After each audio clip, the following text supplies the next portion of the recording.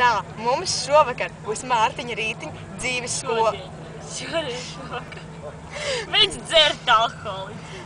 Kā izdzīvot pozitīvsā. Tātad,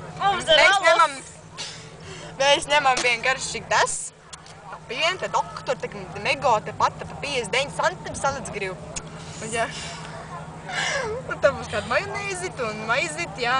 Un tā būs garšīgs maizits top. Tas ugriezt nemakā, mazins nazits. Izstāst, ka kāds aptīkams. Nu jā, te mums pozitīvus, ļoti interesanta gaisotne. Sādī interesanti people te ir. Mums tur blākus lietuviešu dzīvē var nofilmēt. Jā. Tā oranžā mazā telts un tā sarkanā lielā. Viņi to ir iesaukuši par Babilonas gaisa dārzu, no viena čalīšas tu uzzināja. Viens koļjāni. Viņš man nekoļīja. Man ir zina. Jā, mēs tā interesanta tehnika mums arī ir. Jā, mēs esam ļoti... Sev lielākais gabals, vai ne?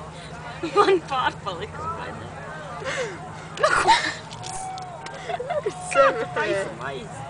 Es nemāku. Seju zēļu mājturībā. Nu, ko jūs gribat? Mārtiņas Rītiņas. Es esmu Annija Vakariņa. Un šī ir litra. Pusdieniņa.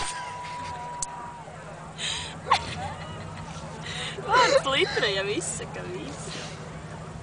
Tātad, kur palikt bon appetit? Bon appetit. Kas gan var būt labāks par šo?